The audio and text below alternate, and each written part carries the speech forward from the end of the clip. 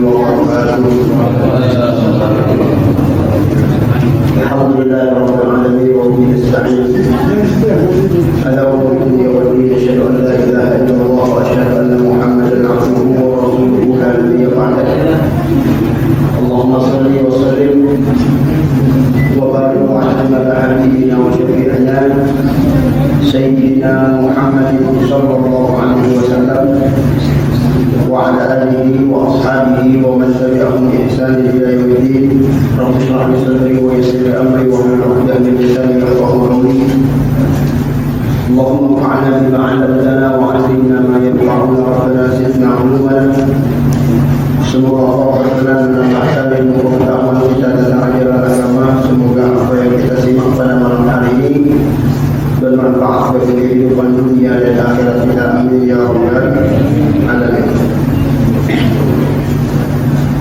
Jaga hormati segenap para orang tua kami, para sesepuh, para asatidz para guru, khusus segenap pengurus DKM Masjid Ar-Rahmah, Bapak DKM kita, Pak Haji Setan, Ustaz Nurman, beserta para jemaah sekalian, bapak-bapak yang mudah-mudahan kehadiran kita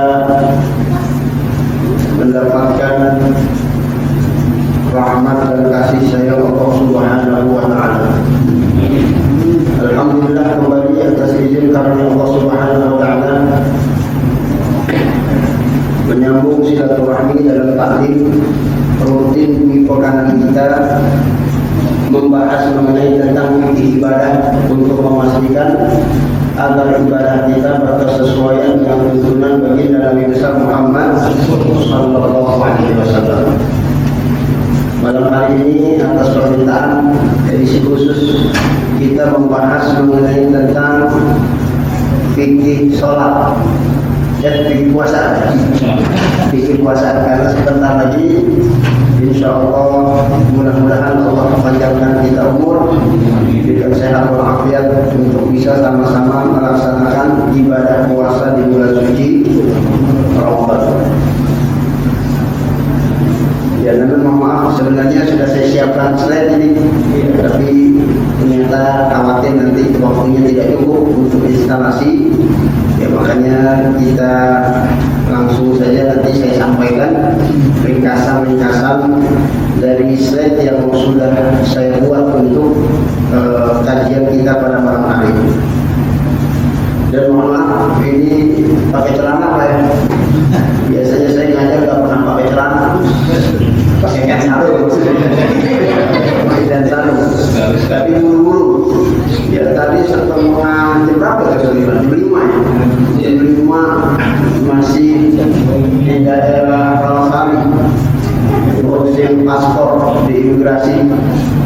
Ya karena paspornya harus langsung jadi untuk urus pengurusan perpanjangan paspor.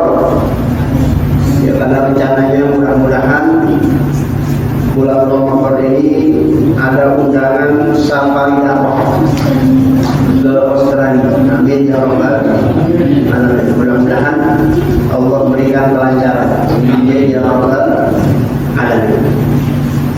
Jadi nggak apa-apa ya pakai celana ini. Saya lanjutkan. Orangnya sama dia juga. Ya cuman nggak sempat tadi saya langsung jalan, nggak sempat mampir ke rumah. Mudah-mudahan tidak mengurangi rasa takzim saya kepada bapak-bapak sekalian. Ya di dalam ritual ibadah yang malam hari ini kita lakukan untuk mengkaji ajaran Allah Subhanahu wa taala. Hadirin jemaah sekalian rahimahullah. Tentu kita semua sudah mengetahui bahwa ibadah puasa ini merupakan ibadah yang merupakan wajib dilaksanakan bagi setiap orang yang sudah memenuhi persyaratan. Di antaranya adalah ya tentunya kita yang hadir di sini insya Allah wajib semua nih Pak. Ya kecuali mungkin adik-adik kita, anak-anak kita yang belum akhir balik. Ya sebab perintah ini Allah firmankan di dalam surat Al-Baqarah ayat 183. yang bunyinya insya Allah masing-masing kita sudah hafal. Ya ayyuhalladzina amanu kutiba alaikumus shiyam kama kutiba alal ladzina min qablikum la'allakum tattaqun. Ya, dengan ayat inilah para ulama menyatakan bahwa ibadah puasa ini merupakan kewajiban yang harus kita jalankan. Sama seperti kita melaksanakan ibadah sholat, sama seperti kita melaksanakan ibadah membayar zakat, termasuk mengumpulkan kewajiban pergi haji ke tanah suci. Ya, oleh karena itu maka insya Allah mudah-mudahan kita semua yang hadir di sini menjalankan apa yang Allah perintahkan. Amin ya rabbal alamin. Jangan sampai ada di antara kita yang sudah memenuhi persyaratan wajib untuk berpuasa, namun dia tidak berpuasa. Nauzubillah tsumma nauzubillah. Sebab ibadah puasa ini adalah ibadah yang juga difardukan oleh umat-umat terdahulu. Jadi bukan cuma kita umatnya Nabi Muhammad, umat-umat Nabi Nuh, umat-umat Nabi Musa, umat-umat Nabi Isa itu juga menjalankan ibadah puasa. Ya hanya saja dengan teknis yang berbeda. Sebagaimana yang Allah firmankan, kama kutiba alal ladzina min qablikum la'allakum tattaqun. Jadi maksudnya Allah itu jangan sampai nanti kita ngeluh, ya puasa lagi, nggak makan lagi selama sebulan. Ya sebab yang kita lakukan itu pun dilakukan oleh orang-orang yang beriman sebelum kita, umat-umat Nabi terdahulu, agar setidaknya kita memiliki mental yang kuat untuk menjalankan perintah Allah Subhanahu wa Ta'ala. Ya, semoga mohon maaf, terkadang ada saja sebagian dari masyarakat kita itu yang tidak cukup mental, sehingga mereka tidak menjalankan ibadah puasa karena mereka anggap dirinya nggak kuat. Ya, ada di antara masyarakat kita yang badannya gede nggak puasa. Coba, badannya gede. Ya, kalau orang Betawi bilang gede-gede tonggongan. Ya, badannya doang gede, tidak puasa nggak bisa. Ngomongnya nggak kuat. Anda mau kuatnya setengah hari aja dia puasa. Ya, padahal ini kewajiban puasa ini bukan cuma kita umat Nabi Muhammad, tapi umat-umat terdahulu juga diperlukan agar kita memiliki kekuatan mental untuk menunaikannya, menjalankan perintah Allah Subhanahu wa Ta'ala, agar kita menjadi orang-orang yang bertakwa. Amin ya rabbal alamin. Gimana Pak? Tentu saja kajian kita bukan kajian filosofis. Kita ingin membahas mengenai tentang perspektif hukum fikih. Ya, makanya yang perlu untuk kita pahami terdahulu apa makna dari puasa tersebut. Ya, karena puasa ini ya nanti bakal kecampur-campur dengan sebagian ritual ibadah agama lain. Ya, sebab di kita itu ada istilah yang disebut dengan puasa putih. Puasa putih. Nggak boleh makan, nggak boleh minum kecuali yang putih-putih. Itu namanya puasa putih. Ya, putih boleh diminum. Kalau makan yang putih, apa yang putih? Nasi uduk putih, bubur ayam putih, dan banyak yang putih-putih. Ya, makanya puasa putih itu bukan puasa yang dimaksud. Ya. Atau juga ada istilah dalam bahasa kita itu ada yang disebut dengan puasa mati geni. Pernah dengar Pak ya? Orang puasa nggak makan nggak minum, sesuatu yang bernyawa. Ya, nggak boleh makan ayam, nggak boleh makan kambing, tapi kalau makan sayur boleh. Kalau makan indomie, ya boleh. Ya kenyang juga. Ya itu ibadah yang bukan diperintahkan dalam agama kita. Ya makanya ulama sebelum membahas tentang fikih puasa diberikan dulu apa definisi puasa yang dimaksud agar jangan sampai nanti ada di antara masyarakat kita yang salah keliru dalam memahami puasa. Ya, makanya di sini jelaskan yang disebut dengan as-siyam al-imsak anil mufattirat min tulu'il fajri ila ghurubi syamsi ma'aniyat ta'abbud lillahi azza wa jalla. Ya, itu definisi puasa. Apa definisinya Pak? Itu imsak. Ya, imsak itu artinya kita menahan diri. Apa yang kita tahan? Dari perkara-perkara yang membatalkan puasa. Apa saja perkara-perkara yang membatalkan puasa? Itu nanti akan disebutkan satu persatu. Ya, salah satunya tadi makan dan minum. Ya, makanya orang minum air putih itu nggak bisa disebut dengan puasa putih. Dia belum puasa dalam syariat agama kita. Orang yang makan tidak bernyawa itu dia tidak termasuk orang yang berpuasa menurut syariat agama kita. Jadi dalam agama kita apapun bentuk ya sesuatu yang membatalkan ibadah puasa, maka orang tersebut batal puasanya. Apa saja nanti akan disebutkan satu persatu. Min tulul fajri ila ghurubi syamsi. Yang mana daya tahannya itu dia pertahankan sejak awal mula tulul fajri, waktu terbitnya waktu fajar atau waktu subuh, ila ghurubi syamsi, sampai dengan terbenamnya matahari. Ya, ini waktunya puasa.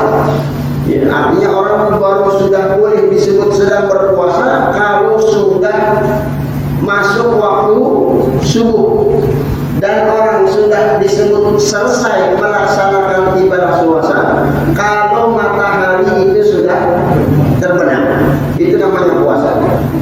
Itu pun harus disertai dengan niat. Niatnya ta'abudan lillahi azza wa jalla untuk menjalankan perintah Allah Subhanahu wa ta'ala. Ya, artinya kalau ada orang nggak makan dari pagi sampai malam, cuman niatnya nggak niat ibadah, disebut puasa enggak? Nggak disebut puasa, walaupun sama-sama lapar. Ya, sebab namanya puasa itu harus disertai dengan niat. Atau tadi juga mungkin sebagian dari masyarakat kita nggak makan, kami dari subuh sampai maghrib, ada niat, cuman niatnya biar pengen langsing badannya, pengen biar bukan dalam rangka untuk menjalankan ibadah kepada Allah, maka orang tersebut belum melaksanakan ibadah puasa yang diinginkan dalam syariat agama kita. Ini definisinya. Ya, maka oleh karena itu hadirin jamaah sekalian rahimakumullah, definisi puasa inilah yang harus kita jalankan nanti pada saat tiba waktunya, yaitu dimulai sejak awal bulan suci Ramadan. Ya, tidak boleh melaksanakan sesuatu yang membatalkan puasa dari masuk waktunya subuh sampai dengan terbenamnya matahari. Ya, makanya nanti kalau ada kasus-kasus misalnya, ya jamaah sekalian makan sahur, ya ada kadang kita baru makan sahur, baru nyendok nasi, lalu kemudian tiba-tiba masuk waktu subuh. Itu dilanjutin nggak sahurnya? Lanjutin. Udah nggak boleh Pak dilanjutin. Kalau Bapak lanjutin, itu batal puasanya. Kenapa? Karena kan tadi waktu puasa mulainya kapan? Masuk waktu subuh. Subuhnya di berapa? 4.42. Jadi kalau Bapak nyendok nasi jam 4.41, ya, baru mau dimakan, kemudian 4.42, tet terusin ya. Kalau Bapak terusin, batal Bapak punya puasa karena makan dan minum padahal waktu puasanya sudah dimulai. Ya, jangankan belum dimulai makanannya itu. Bapak lagi makan, tinggal setengah piring lagi makan, enak-enak, semur jengkol lagi tahu lapar, tiba-tiba masuk waktu subuh, lanjutin ya? Bapak lanjutkan, batal Bapak punya puasa karena Bapak makan dan minum secara sengaja padahal waktu puasa sudah dimulai. Ya makanya hati-hati di puasa. Ya makanya yang repot udah habis 2 piring belum minum asal. Yang repot. Ya bisa seleb deh. Ya makanya kita harus atur strategi, harus tentukan kapan waktunya subuh, kapan kita makan waktu sahur. Ya ketimbang nanti kita habis makan nggak minum, mendingan nggak usah makan sahur sekalian. Karena nggak makan sahur itu hukumnya sunnah apa wajib? Sunnah. Nggak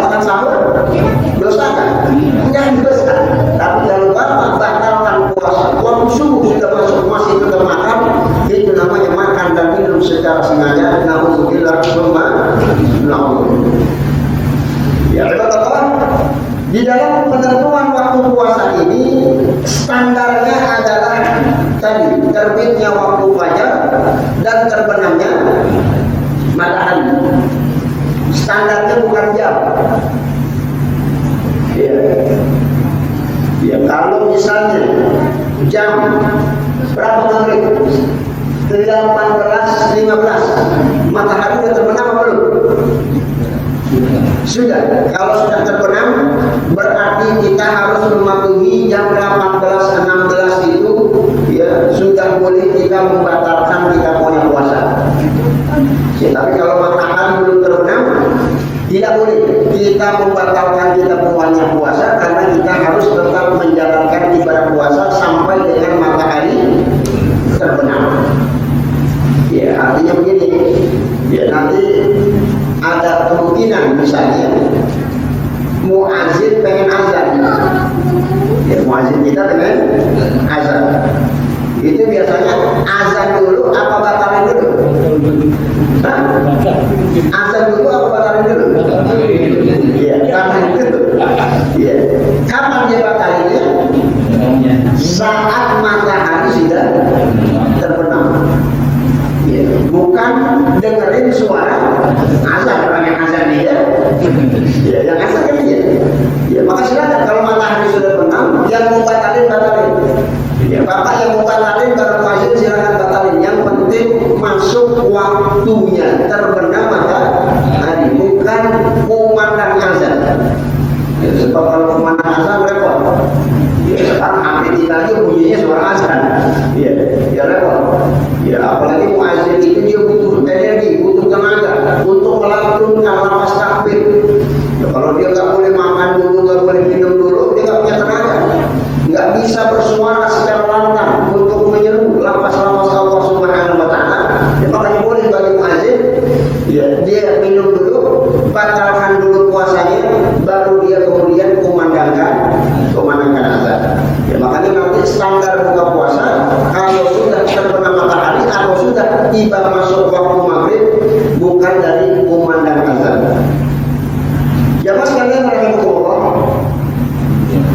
Ya, nanti di dalam aplikasinya kalau ada seseorang yang membatalkan puasanya secara sengaja padahal waktu maghrib belum tiba, artinya matahari belum terbenam, gara-gara salah dia dengan suara azan, maka puasanya otomatis sudah batal. Ya, nyatanya.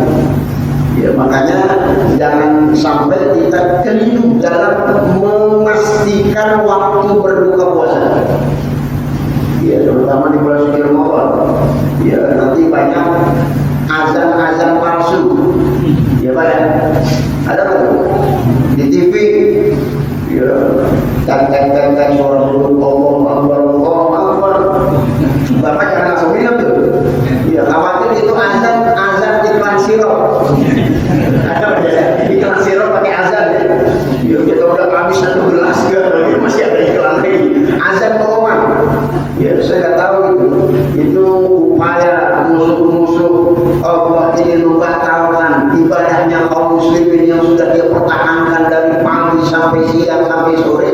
Di ujungnya syukur khotimah. Kenapa? Sebab dia minum, makan secara sengaja, sementara waktu azan, waktu maghribnya belum tiba. Ya, hati-hati.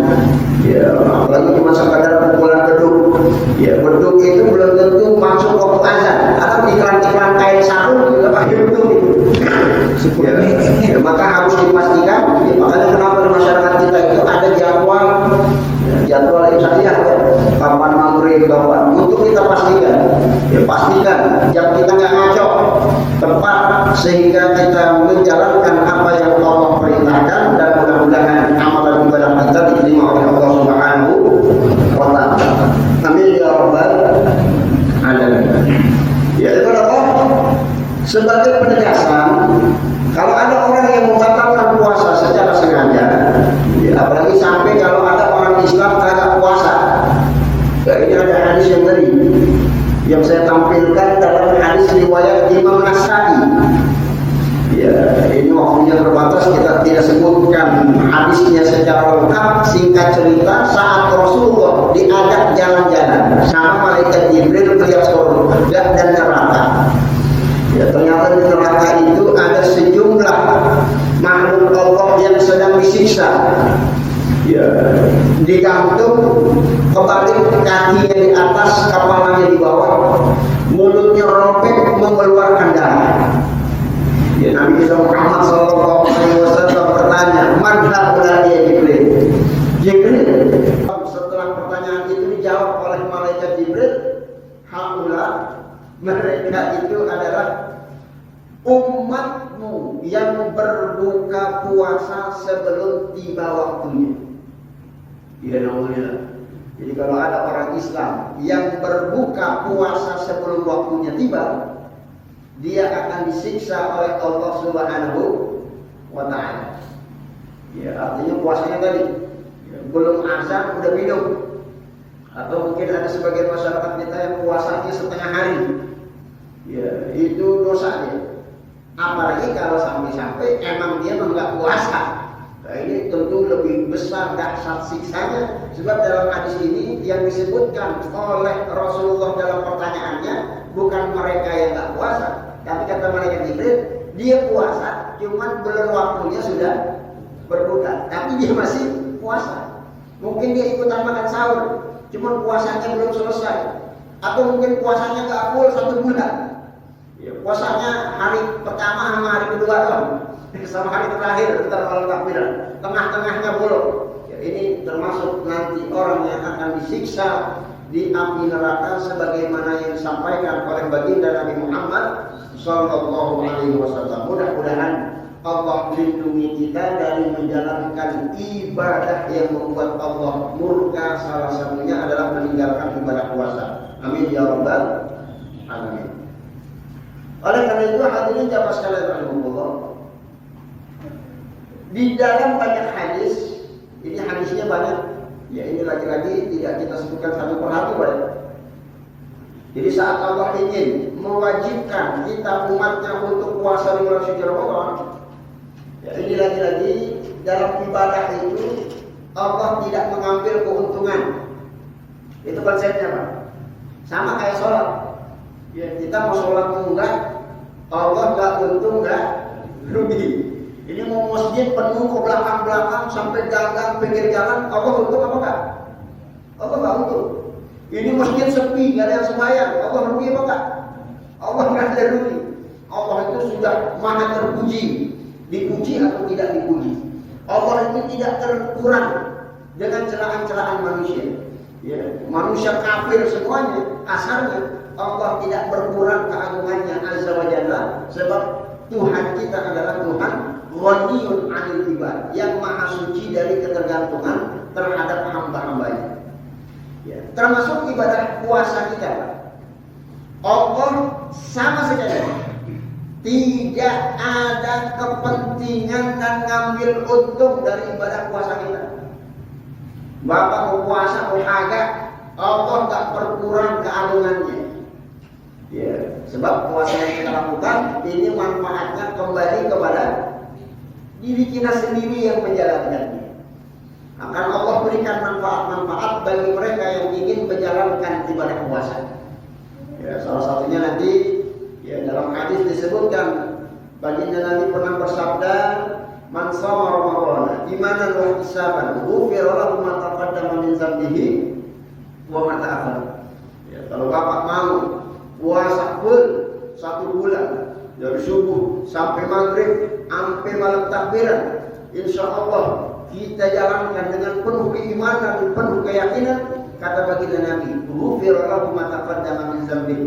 Allah akan ampuni kita punya dosa-dosa di masa lalu. Amin ya rabbal alamin. Ya, jadi yang untung siapa?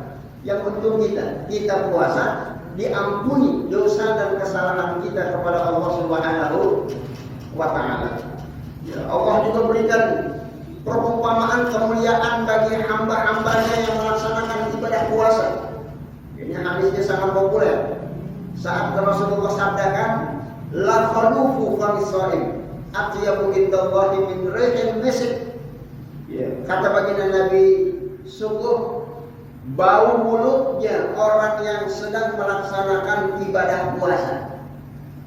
Ya, orang kalau lagi puasa kan mulutnya bau. Kenapa? Karena nggak ada aktivitas, nggak ada makan, nggak ada minum, nggak ada pergerakan, mungkin karena nggak berbicara.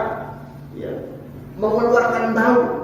Itu kata baginda Nabi, itu bau mulutnya orang puasa. Nanti di hadapan Allah Subhanahu wa taala, atyabu indallahi min rihil misk, di hadapan Allah akan lebih wangi dibandingkan dengan wanginya kasturi. Pernah nyium wangi kasturi, Pak? Hah? Kasturi kayak gimana? Misik. Nah, ini ada nih, misik lebih wangi dari minyak kasturi. Kata baginda Rasulullah SAW, bau mulutnya orang yang berpuasa. Ya, betul agungnya seorang hamba yang menjalankan ibadah puasa di bulan suci Ramadan. Ya, meskipun demikian tentu saja bukan berarti lalu kemudian mentang-mentang lagi puasa, ya, mulutnya sengaja dibau-bauin. Ya, makin bau makin afdol puasa. Ya, jadi puasa dijadikan ajang lomba main bau-bauan mulut. Siapa yang paling bau berarti lebih misik harum. Ya, kalau perlu dibuat-buatin itu gilernya, ini misik-misik ya. Ya, ini bukan seperti itu pemahamannya. Ya, ini kekeliruan sebagian dari masyarakat kita. Ya, tanpa memahami hadis baginda Nabi lewat penjelasan para ulama yang memahami tabiat bahasa Arab. Ya, jadi yang dimaksud dengan baunya mulut orang yang puasa lebih wangi dari kasturi itu bukan berarti makin bau makin afdol puasanya. Ya, tapi itu maksudnya yang disebut dengan qiyasul aula. Kalau baunya saja wanginya sama seperti kasturi, bagaimana wanginya? Pasti harumnya lebih harum dari wangi kasturi level keharuman. Begitu. Kalau baunya saja seumpama dibandingkan kasturi lebih harum bau mulut orang yang berpuasa dibandingkan kasturi, apalagi kalau dia mulutnya harum, pasti jauh lebih harum dibandingkan minyak kasturi berkali-kali. Ya, sehingga orang puasa itu bukan berarti tidak menjaga, memperhatikan kebersihan mulut.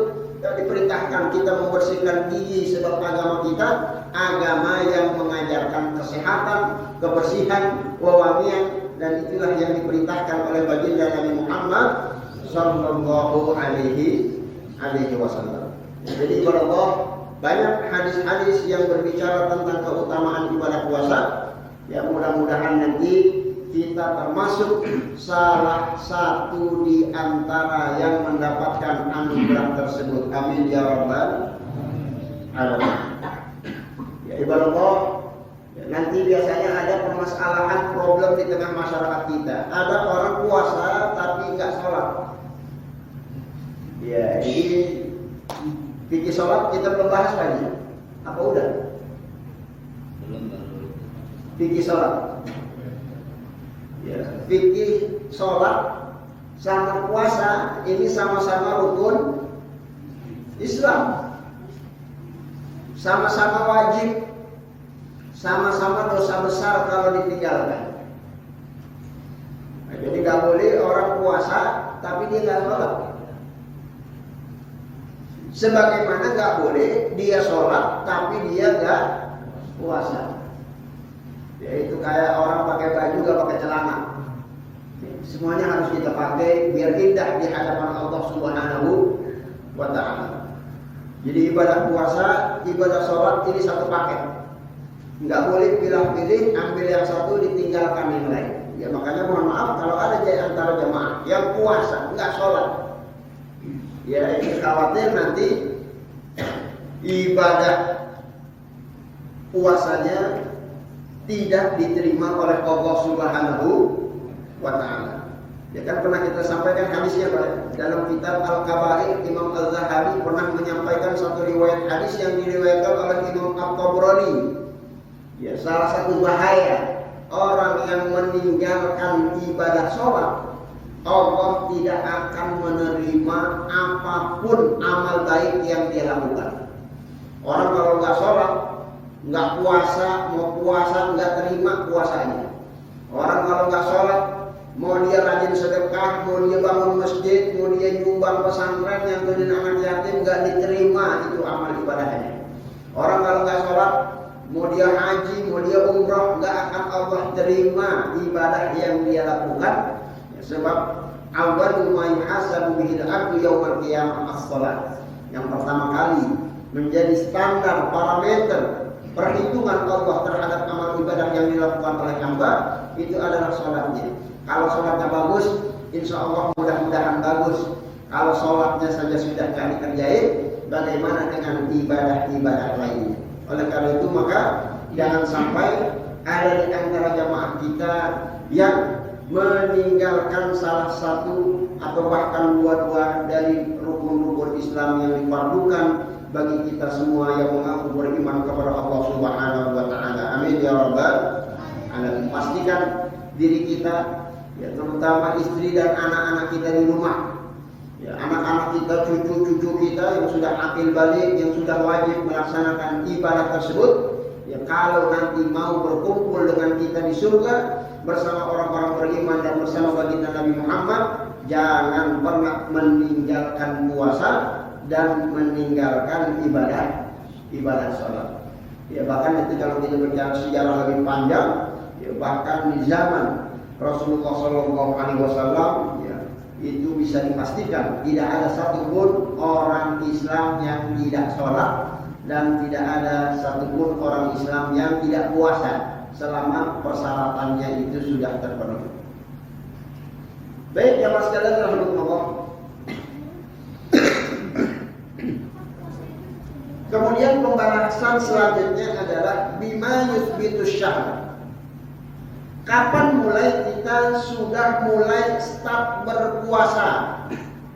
Ya, menentukan awal bulan suci Ramadan. Jadi kalau dalam pembahasan fikih bisa dengan cara ru'yah, melihat bulan. Ya, bulan yang dimaksud adalah awal pergantian bulan. Ya, setelah bulan Rajab, Sya'ban, di penghujung Sya'ban, kalau sudah masuk awal Ramadan, maka besoknya kita wajib melaksanakan ibadah puasa. Itu dengan melihat bulan. Atau bisa juga dengan perhitungan astronomi. Ya, tentunya ini harus memiliki keahlian khusus, Pak. Ada ilmu khusus sehingga kalender-kalender itu bisa dihitung dalam setiap tahunnya sehingga bisa ditentukan ya, kapan kita sudah mulai berpuasa. Kalau menurut perhitungan astronomi itu tanggal 1 Ramadan sudah masuk.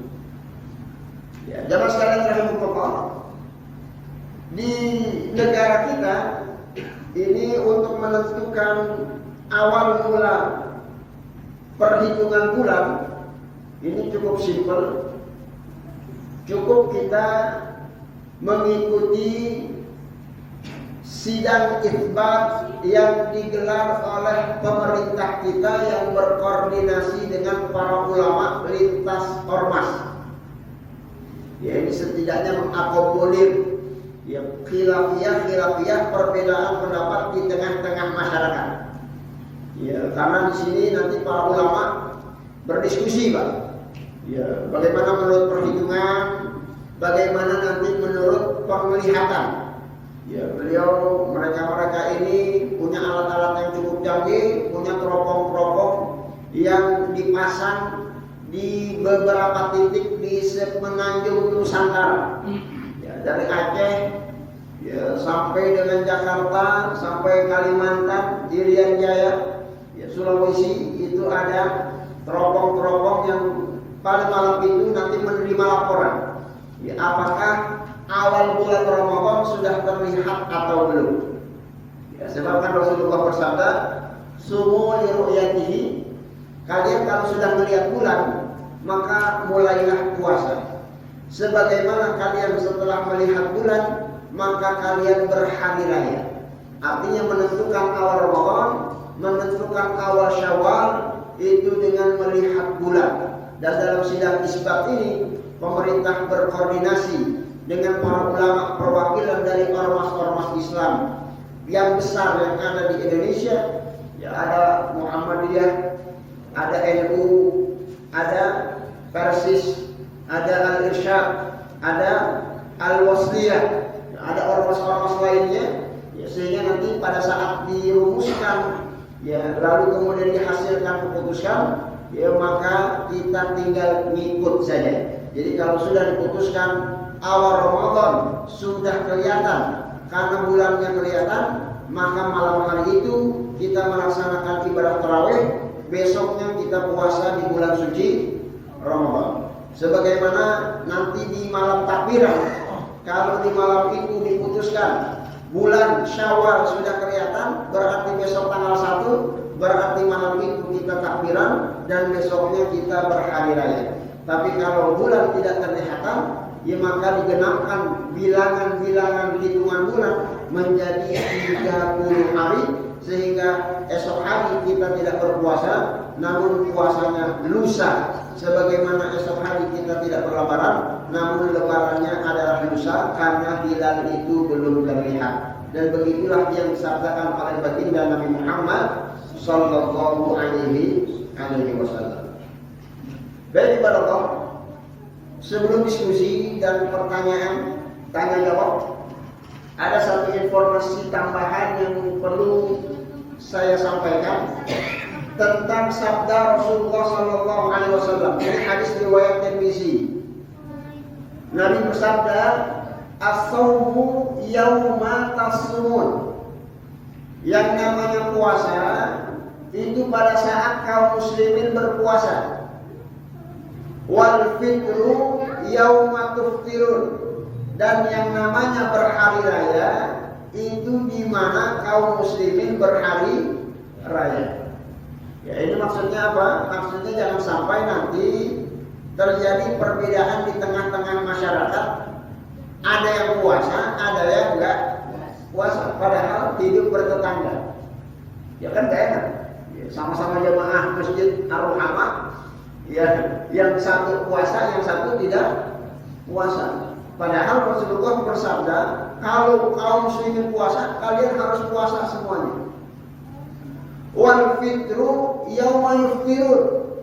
Sebagaimana nanti di hari raya Idul Fitri saat kita lebaran, itu kita berlebaran bersama kaum muslimin. Jangan sampai ada yang lebaran sebagian masih berpuasa.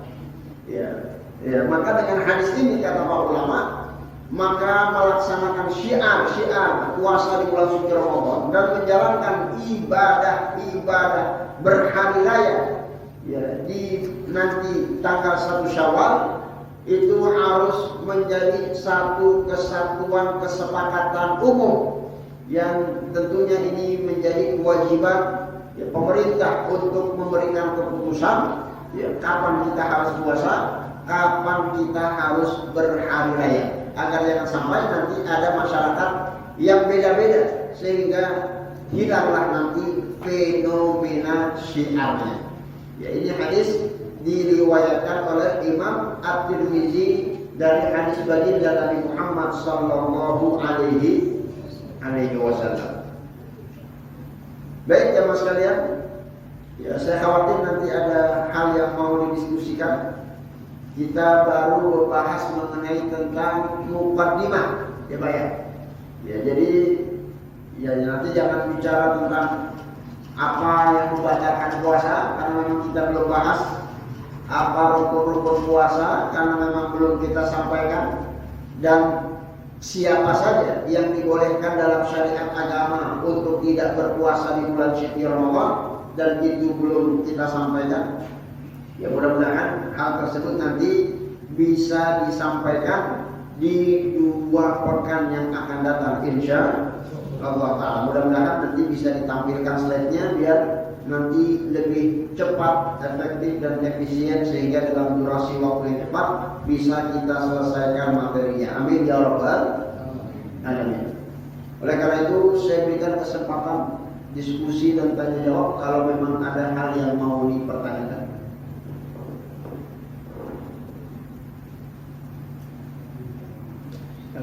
Assalamualaikum warahmatullahi wabarakatuh.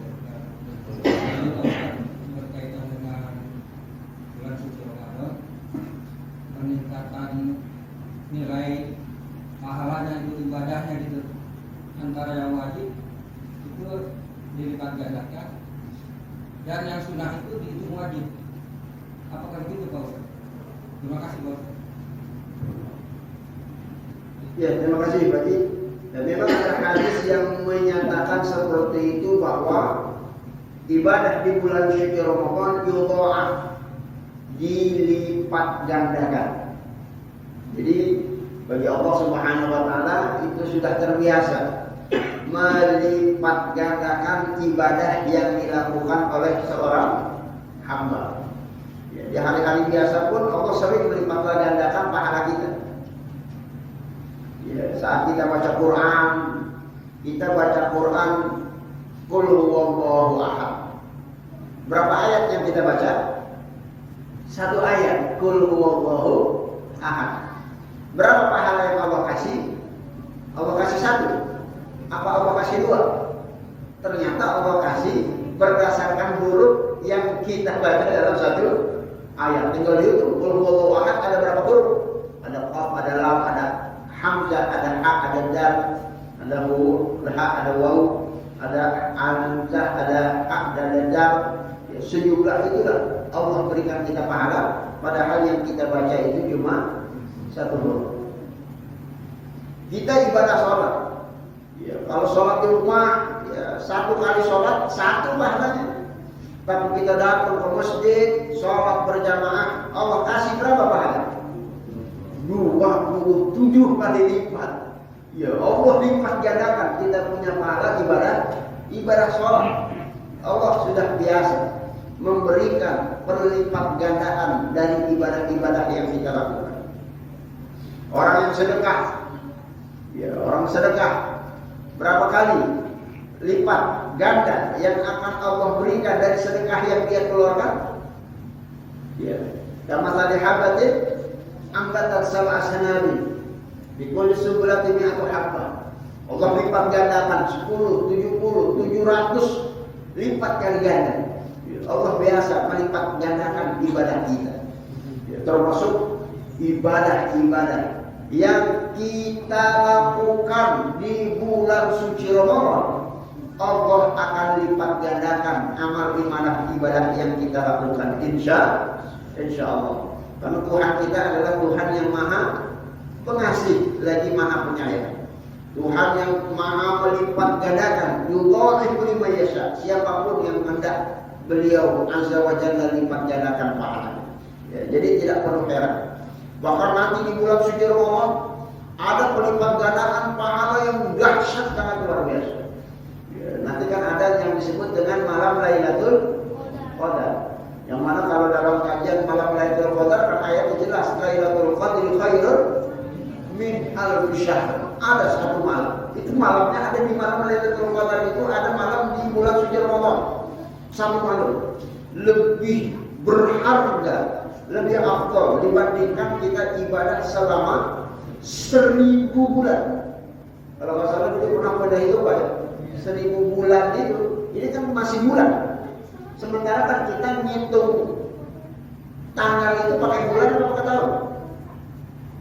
Pak Ustaz Umar umumnya berapa bulan? Kan nggak pakai bulan, pakai tahun. Ini kan konversinya masih bulan, 1000 bulan. Kita biasa ngitung pakai tahun, 1000 bulan itu berapa tahun? Kan tinggal dibagi. Ya, kalau 1 tahun ada 12 bulan, berarti 1000 dibagi 12, 83 tahun 4 bulan. Ada jemaah kita yang umurnya sudah 83 tahun 4 bulan. Ya, yang melakukan ibadah sepanjang itu masanya. ternyata nanti ada amal ibadah yang kalau kita lakukan di malam Lailatul Qadar itu Allah lipat gandakan sebanyak itu pahalanya. Bapak yang baca Quran 1 juz di malam Lailatul Qadar itu pahalanya nggak 1 juz. Seperti baca Quran setiap hari selama 83 tahun 4 bulan. Ada yang pernah baca Quran tiap hari 1 juz sampai 83 tahun 4 bulan. Silakan nanti baca Quran 1 juz di malam Lailatul Qadar. Allah lipat gandakan. Kalau ada di antara jamaah kita yang sholat 2 rakaat saja, sholat di malam Lailatul Qadar, bagaimana pahalanya Allah kasih? Seperti dia sholat 2 rakaat setiap hari selama 83 tahun 4 bulan. Kalau ada di antara kita yang sedekah, berapa biasa kita sedekah? Di kotak amal berapa biasanya? Ya, goceng aja, goceng, taruh-taruh goceng. Itu pahalanya nggak goceng. Pahalanya goceng dikali 1000 bulan. Berapa duit? 5 juta. Enggak 5 juta. 5.000 dikali 83 tahun. Itu kan masih tahun. Nanti tinggal dikonversi hari. Yaitu ada berapa hari? Itu hitungan saya ada 150 juta. Ya nanti Bapak bisa hitung sendiri. Bapak hitung itu goceng sedekahnya malam Lailatul Qadar senilai dengan 150 juta. Kalau jemban berarti 300 juta. Ada jemaah kita yang udah nyumbang 300 juta. Ya entah. Ya kumpulin gocengan keluarin di malam Lailatul Qadar. Amin ya rabbal alamin. Jadi biasa Allah melipat gandakan pahala hamba-hambanya itu dia. Ya makanya disinilah kita masuk surga itu bukan karena amal ibadah kita semata. Kalau ibadah kita sih mungkin kecil nggak seberapa, tapi yang Allah lipat-lipat gandakan itulah.